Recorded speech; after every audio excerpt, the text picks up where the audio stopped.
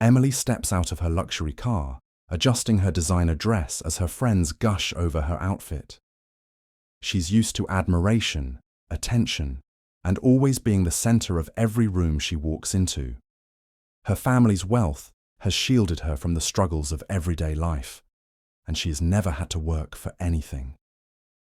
As she struts toward the entrance of the most exclusive restaurant in town, she glances at her reflection in the glass doors, making sure she looks perfect. Inside the restaurant, Jake is already in the middle of a busy shift. He moves swiftly between tables, balancing plates and refilling drinks while keeping a polite smile. Unlike Emily, life hasn't handed him anything on a silver platter. He has been working tirelessly to pay his college tuition and support his younger sister after their parents passed away. Though the job is exhausting, he takes pride in it, knowing that every shift brings him one step closer to his goals. Emily and her friends walk in, and the atmosphere around them shifts. The staff instantly recognize her type, demanding, impatient, and always expecting VIP treatment. She doesn't acknowledge the hostess who greets her and instead gestures vaguely, expecting immediate service. The group is led to their reserved table, a prime spot near the large windows with a view of the city skyline. As they settle in, Emily takes out her phone, snapping a photo for social media. Her friends lean in, complimenting her expensive jewelry and gushing over her latest shopping spree. She boasts about a new designer handbag she just ordered, rolling her eyes at how exhausting it was to spend hours choosing between different luxury brands. Laughter erupts at the table as she casually mentions firing her personal assistant for bringing her the wrong coffee order. To them, this is normal. Being wealthy means never having to tolerate inconvenience. At that moment, Jake approaches their table, pen and notepad in hand. His uniform is neat, his posture professional. But one look at Emily tells him this won't be an easy interaction. She barely glances at him, too busy scrolling through her phone. Her friends whisper and giggle as if discussing whether he's even worth acknowledging. With an air of boredom, she finally looks up and sighs. "You're taking forever," she says, tapping her nails on the table. "Do you guys not train your staff properly here?" Jake maintains his polite expression, used to difficult customers. "I apologize for the wait. Can I start you off with something to drink?" Emily tilts her head, smirking. "Let's see if you can even get that right." Her friends laugh again, and Jake prepares himself for what he knows will be a long night. Jake walks away from the table, but before he can even reach the next customer, he hears a sharp snapping sound. He turns around to see Emily waving her manicured hand at him impatiently, as if summoning a servant. Her expression is one of annoyance, her eyes rolling as she leans back in her chair. "Hello! Are you deaf or just slow?" she says loudly, making sure the nearby tables hear her. Her friends giggle, covering their mouths as if they're in on some inside joke. Jake keeps his composure and returns to the table. "Apologies, ma'am. What can I get for you?" Emily exhales dramatically. "First of all, why is this menu so basic? There's nothing interesting here. Do people actually eat this?" She flips through the pages as if they disgust her. "Ugh, I swear, I've had better meals at my private chef's worst attempt at cooking." Her friends laugh as she pushes the menu toward Jake. "Tell me, do you guys even have a Michelin star? Or do you just hire people who pretend to know what fine dining is?" Jake, used to entitled customers, remains professional. "Our chef is highly trained, and we take pride in our menu. If you'd like recommendations, he'd be happy to assist you." Emily tilts her head, studying him. "You sound educated. That's surprising. You don't look like someone who actually knows much beyond taking food orders." She gestures toward his uniform. "What's with the cheap-looking outfit? Do they not pay you enough here?" "Oh, wait. Of course. They don't." The table erupts in laughter. One of her friends, a guy wearing an expensive watch, chimes in. "Dude, you should totally find a rich girl to take care of you. I mean, it's not like you're going to make it out of this place otherwise." Jake grips his notepad a little tighter but doesn't react. He's heard comments like this before. He simply nods. Would you like to place an order? Emily smirks. Fine. I'll take the steak. Well done. I don't trust you guys to cook it properly if there's any pink in it. She eyes Jake up and down again, then adds, Actually, scratch that. Just bring me whatever won't make me sick. Surprise me, but in a good way. Think you can manage that? Her friends laugh again, one of them nudging her playfully. You're so bad, Emily. She shrugs, unfazed. I just have standards. Jake simply nods and writes down the order. As he turns to leave, Emily calls out again, Oh, and hurry up. We don't have all night. He walks away, pretending not to hear the whispers and laughter behind him. The restaurant is full, the staff moving quickly to keep up, but to Emily, nothing will ever be fast enough, unless, of course, it's the speed at which she humiliates those she deems beneath her. As the evening progresses, Jake does his best to remain professional, despite Emily's constant remarks and impatient demands. Every time he approaches the table, she finds something new to complain about. The food is too bland, the lighting is too dim, the service is too slow. Her friends laugh at every exaggerated complaint, treating the entire experience like a personal game of amusement at Jake's expense. Just as Jake refills Emily's water glass, she suddenly gasps and flings her hand forward, sending the glass toppling over. The ice-cold water spills across the pristine white tablecloth, dripping onto the floor. Oh my God, are you serious? Emily exclaims, eyes wide with fake outrage. She dramatically pushes back her chair and lifts her expensive designer purse off the table, as if the mere presence of the spill is ruining her entire night. Jake instinctively reaches for a napkin, already kneeling down to clean up the mess, but Emily is quick to shift the blame. This is ridiculous, she scoffs, looking around the restaurant to ensure people are watching. Is this how you treat customers? You can't even handle a simple glass of water. I swear, this is why places like this never make it big. Incompetent staff. One of her friends chuckles. Yeah, maybe you should work at a fast food place. That might be more your speed. Emily smirks, clearly enjoying herself. She reaches into her designer handbag, pulls out a few crumpled bills, and throws them onto the wet table, letting them land in the spilled water. There, she says, her voice dripping with condescension. A little tip for your trouble. Maybe now you can afford to take a night class or something. The table erupts in laughter, her friends nudging each other as if they've just witnessed the greatest joke of the night. Jake clenches his jaw, his hands tightening around the napkin in his grip.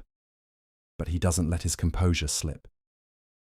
He takes a deep breath and calmly picks up the wet bills, placing them to the side as he continues cleaning up the mess. Emily isn't done. She leans forward, resting her elbows on the table, her voice lowering to a mocking whisper. You know, guys like you should be grateful for people like me. Without us, you wouldn't even have jobs. She tilts her head, studying him like he's some sort of rare, unfortunate creature. But let's be real, you'll never be more than a waiter. People like me? We own places like this. Her words sting more than the spilled water soaking through Jake's uniform. He's used to rude customers, but this is different. This isn't just entitlement. This is a person who genuinely believes she's better than him, not because of talent or hard work, but because she was born into privilege. For a moment, the restaurant seems quieter. Some nearby diners glance over, sensing the tension, but no one speaks up. Jake keeps his head down, refusing to give Emily the reaction she wants. He finishes wiping up the spill, straightens his posture, and meets her gaze. Will that be all, ma'am? His voice is steady, professional, unshaken. Emily rolls her eyes, waving him away dismissively. Just go. Try not to ruin anything else. Jake turns and walks away, his heart heavy. He's endured difficult customers before, but something about Emily's words lingers. He doesn't let it show, but deep inside, he knows. This moment won't be forgotten. From across the restaurant, Mr. Thompson, the owner, watches the scene unfold. He has seen difficult customers before, but something about Emily's behavior strikes a nerve. The blatant disrespect, The entitlement, the way she looks at his employees like they're beneath her, it's unacceptable. And the worst part, she doesn't even realize that she's humiliating someone who means the world to him. Jake isn't just another waiter. He's like a son to Mr. Thompson. After losing his parents, Jake had started working at the restaurant as a dishwasher, slowly working his way up.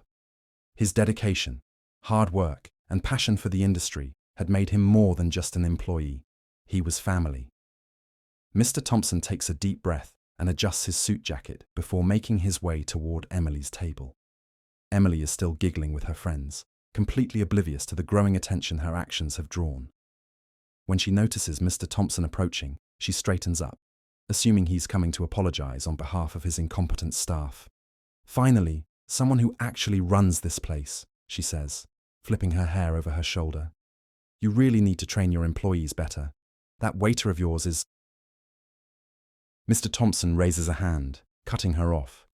His voice is calm, but there's an unmistakable authority in his tone. Miss, I saw everything. Emily blinks, momentarily caught off guard. Oh, good. So, you know how rude he was to me. Mr. Thompson's expression remains unreadable. Number.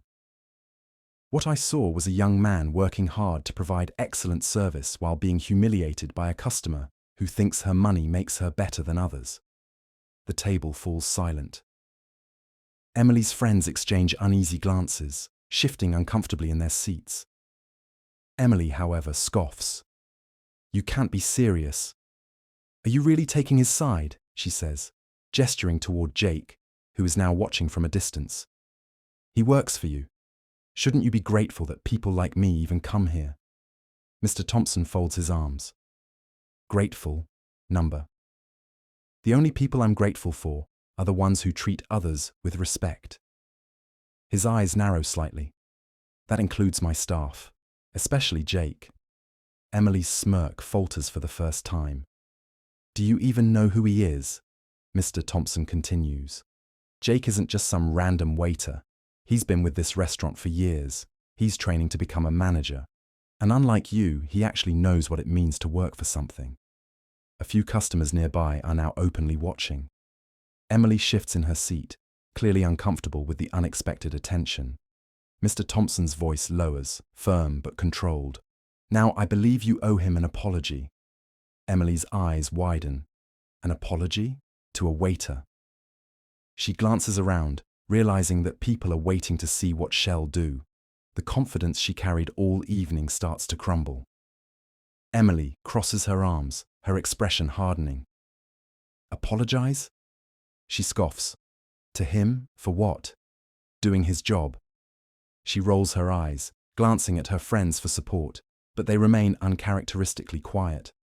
Look, I don't need to apologize to some low-class worker who's just here to take orders and clean up messes. A murmur spreads through the restaurant. Nearby diners exchange glances, their expressions shifting from amusement to disapproval. Even her own friends start looking uncomfortable. But Emily, still blinded by her arrogance, doesn't notice. Mr. Thompson inhales slowly, his disappointment evident. You really don't get it, do you? He says, shaking his head. You think you're better than him because of money. But let me tell you something, Miss Emily. He turns slightly, gesturing toward Jake, who stands a few feet away, still composed despite everything. This young man isn't just some low-class worker. He's been training to be the manager of this restaurant. He knows this place inside and out, from the kitchen to the business operations. And do you know why? Emily tilts her head, her smirk returning. Because he's good at taking food orders, she says mockingly. Mr. Thompson's jaw tightens. Number. Because he's one of the hardest working people I've ever met. A hush falls over the room. Emily's smirk fades slightly. This restaurant? It's more than just a job to him. He's been here since he was a teenager. He lost his parents young, and instead of complaining about how unfair life is, he stepped up. He worked day and night, put himself through school, and is now working on his own startup. Emily's expression flickers with doubt, but she quickly masks it with indifference. So what? A little sob story doesn't change the fact that he's still just a waiter. Mr. Thompson's lips press into a firm line. You really don't understand, do you? He looks around the room, acknowledging the restaurant's silent audience. Success isn't about money, Emily. It's about character. And right now, everyone in this restaurant can see the difference between you and him. Emily glances around, suddenly aware of all the eyes on her. The nearby guests, the waitstaff, even her own friends, they're all judging her. The confidence she carried so effortlessly at the start of the evening begins to crack. One of her friends shifts uncomfortably. Emily, maybe we should... But she's already standing, grabbing her designer purse with a huff. Whatever. I don't have to sit here and listen to this. As she turns to leave, Mr. Thompson calls after her, his voice calm but firm. You might walk away now, Emily, but someday you'll realize that money doesn't make you important. How you treat people does. For the first time all night, Emily has nothing to say. She storms toward the exit, but the weight of the moment lingers, and so does the shame. As Emily storms toward the exit, she notices something unsettling. Her friends aren't following her. Instead, they remain seated, whispering among themselves, their expressions ranging from embarrassment to disappointment. I can't believe she actually said that, one of them mutters. She went way too far, another agrees. Emily turns back, expecting them to rush after her, but instead, they avoid eye contact. The reality starts to sink in. They're distancing themselves. The very people who had laughed with her moments ago now look at her as if she's a stranger. Just then, a voice from another table cuts through the silence. Wow, imagine being that rich and still being that miserable. A few nearby diners nod in agreement. Another customer shakes their head. No amount of money can buy basic human decency. Emily's face turns red. Oh, please. You all act so righteous, but you wouldn't be saying this if I weren't rich. A woman near the bar scoffs. No, we wouldn't be saying this if you weren't so rude. Emily's stomach tightens. She opens her mouth to fire back, but she feels the weight of every pair of eyes on her. People are watching, judging, recording. That's when she notices. Multiple customers have their phones out. Her heart drops. The realization hits her like a tidal wave. The way she snapped her fingers at Jake. The way she mocked him, threw money at him, refused to apologize. It's all been caught on camera. And if there's one thing Emily knows, it's that the internet is merciless. Desperation creeps into her voice. You don't even know me. This is ridiculous. Click. Another phone camera flashes. Someone whispers, "This is totally going viral." Her breath quickens. This wasn't supposed to happen. She was supposed to be admired, envied, not publicly humiliated. Realizing there's no salvaging the situation, Emily spins on her heel and storms out of the restaurant. But even as she pushes through the doors, she can still hear the murmurs, the quiet laughs, the judgment that will follow her long after she's gone.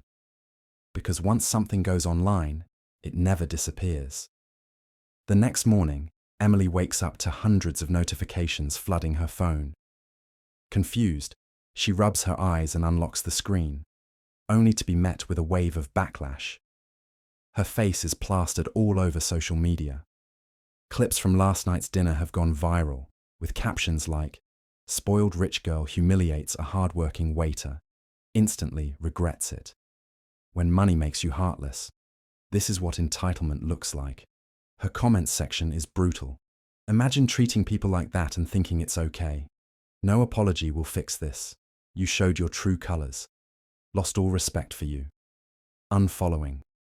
Emily's heart races. She opens her email, hoping for a distraction, but what she finds is even worse. Brand deals are dropping her. A luxury fashion company she had just signed with sends a polite but firm message. Due to recent events, we are terminating our partnership. Our brand does not align with this behavior. Panic sets in. Her reputation is crumbling right before her eyes. For the first time, she realizes she did this to herself. Sitting alone in her bedroom, Emily replays the events of the night. The way she treated Jake, the way the entire restaurant had looked at her with disappointment. She had always prided herself on being untouchable, but now it was clear. Money couldn't save her from her own mistakes.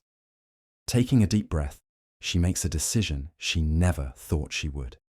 She picks up her phone, finds Jake's profile, and sends him a message. Jake, I know I was awful to you. I'm really sorry. I'd like to apologize in person if you're willing to meet.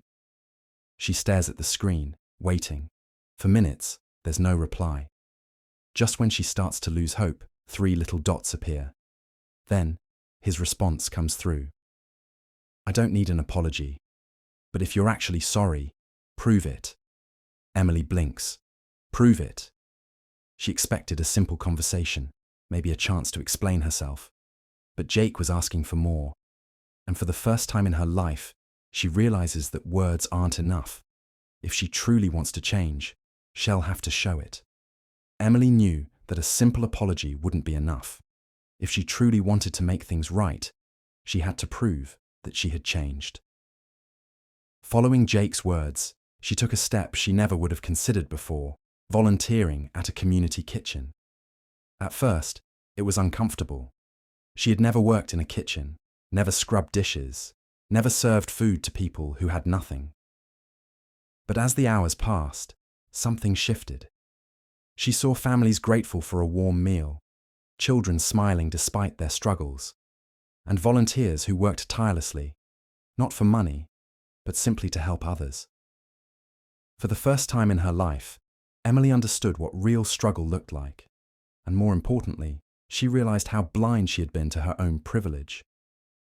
A week later, Emily walked into the upscale restaurant again, but this time, she wasn't draped in designer brands or surrounded by giggling friends. She was alone. She spotted Jake at the far end of the room, speaking with another waiter. When he finally noticed her, his expression was unreadable. Emily took a deep breath and walked up to him. Hey, Jake. He raised an eyebrow. Back to throw money at me again? His voice wasn't bitter, just guarded. She shook her head. Number, I actually came to apologize. For real this time. Jake studied her, waiting. I was awful to you, she admitted. I treated you like you were beneath me, and I hate that it took the entire world calling me out for me to realize how wrong I was. But I get it now. She swallowed hard. And I'm sorry. For a long moment, Jake said nothing. Then finally his expression softened. I appreciate that, he said, but you need to understand something. Respect isn't given. It's earned. You can't just say you've changed. You have to prove it every day. Emily nodded. I will. And for the first time, she meant it. Over the next few months, Emily started using her platform differently. Instead of flaunting wealth, she spoke about the importance of kindness and respect. She began supporting workers' rights, donating to charities, and advocating for those who didn't have a voice. Slowly, the world began to see her in a different light. Not as the spoiled rich girl who had humiliated a waiter, but as someone who had learned, grown, and changed. And as she walked into that restaurant months later, greeted by Jake, now the official manager, she knew that this time she had finally earned the respect she once took for granted.